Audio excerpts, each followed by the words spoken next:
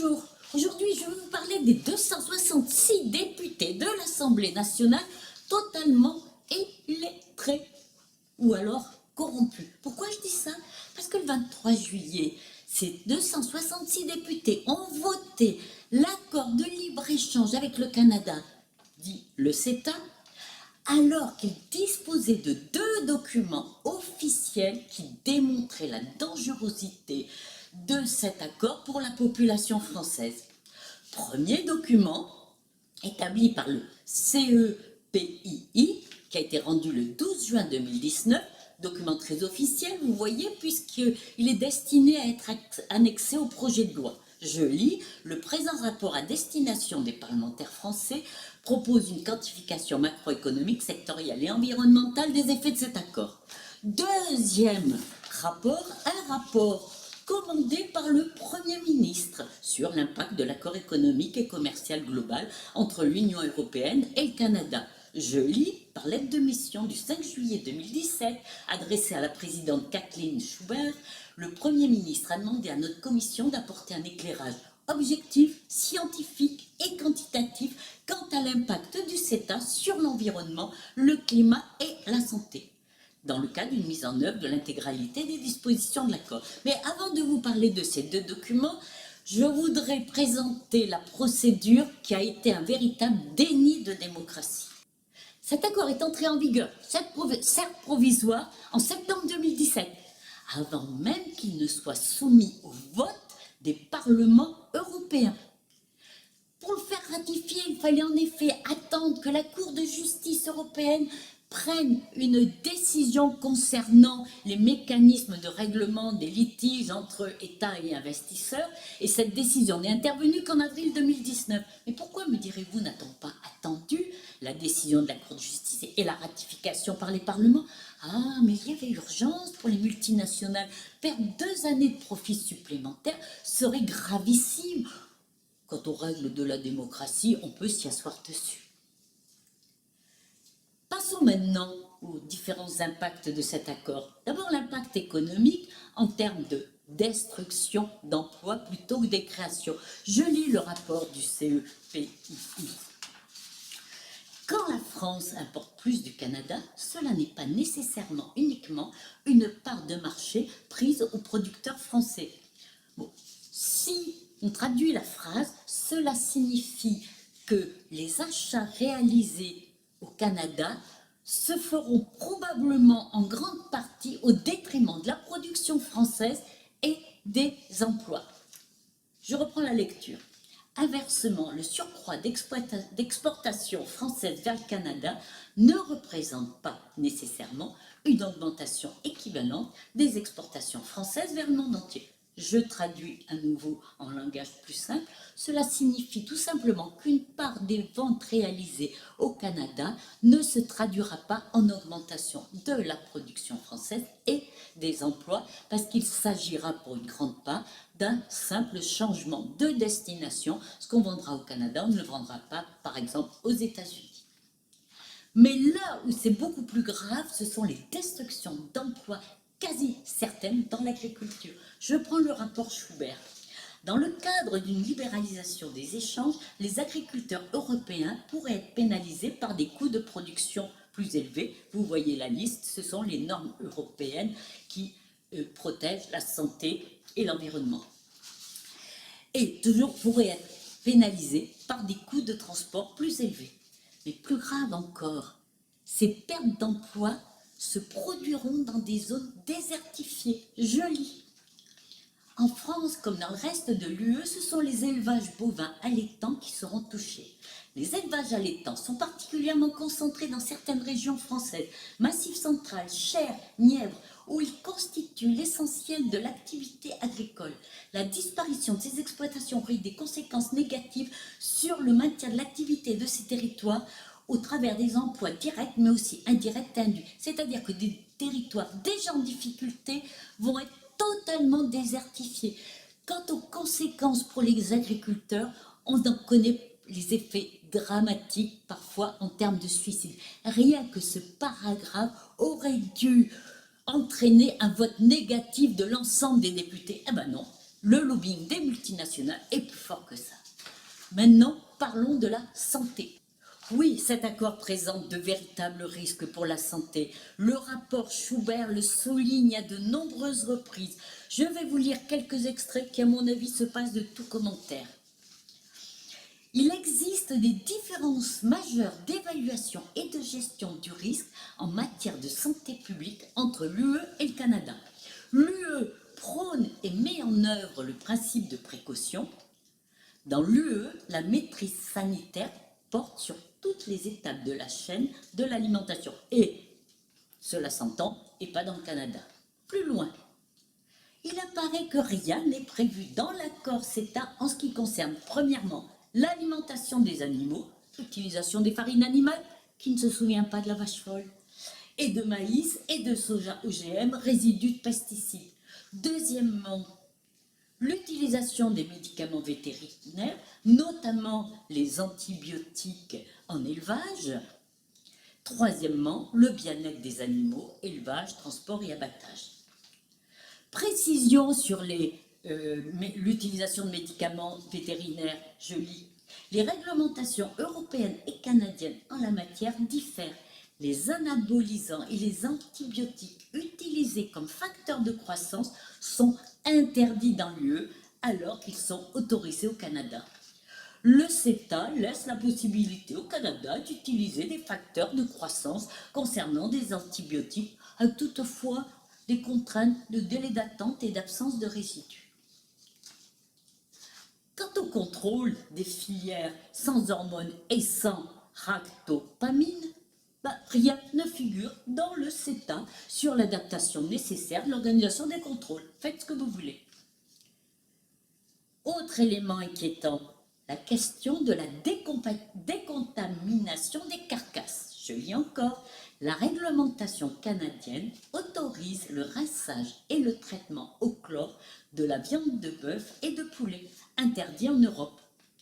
Très récemment, en juin 2017, le Canada a indiqué souhaiter introduire une demande de l'utilisation de l'acide citrique et de l'acide peroxyacétique. Si l'Europe accédait à de telles demandes, cela pourrait à terme remettre en question le modèle de sécurité sanitaire des aliments européens. Là aussi, tous ces éléments décrits dans ce rapport auraient dû mettre l'ensemble des députés vent debout. Eh ben non, 266 ne l'ont pas lu ou n'ont pas voulu le lire. Maintenant, parlons des dangers pour l'environnement. Le rapport Schubert souligne à plusieurs reprises les dangers du CETA pour notre environnement. Tout d'abord, l'augmentation des échanges entraînera automatiquement la hausse des transports que l'on sait être gros générateurs d'émissions de CO2. Mais le rapport Schubert craint que les agriculteurs soient incités à modifier leurs conditions d'exploitation tout simplement pour survivre et dans un sens beaucoup moins écologique. Je lis. La culture des OGM tolérants au glyphosate pose en effet un véritable problème pour l'environnement avec le développement de la résistance des adventices à ce pesticide.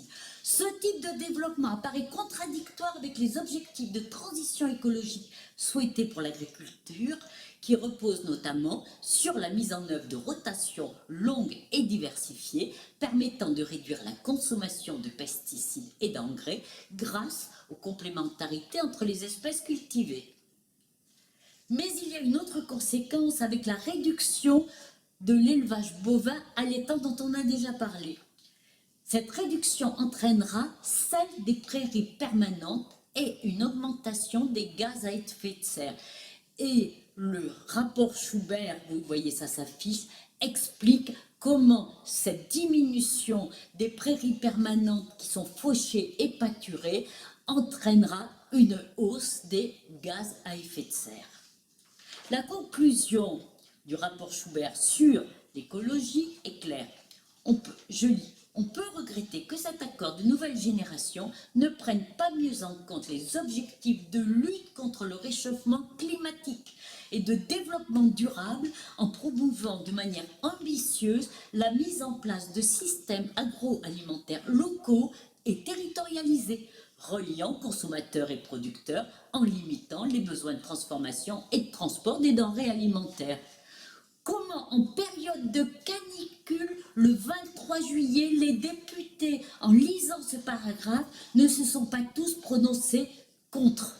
Enfin, j'aborde le dernier point, et c'est pas le moindre, c'est celui qui est dénommé dans l'accord, pudiquement, protection des investisseurs. Je mets des guillemets, parce que cela revient en fait à mettre les États sous tutelle des multinationales.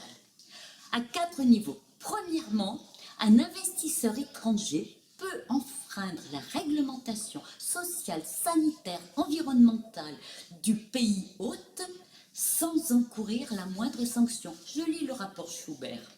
Le CETA paraît d'autant plus en retrait sur cette question qu'il ne contient pas non plus de dispositions qui rappellent l'obligation des investisseurs de se conformer aux lois environnementales, sociales et sanitaires de l'État hôte, ni de dispositions permettant, dans le cadre d'un différend opposant un investisseur à un État, une demande reconventionnelle contre l'investisseur qui ne respecte pas les lois de l'État accueil.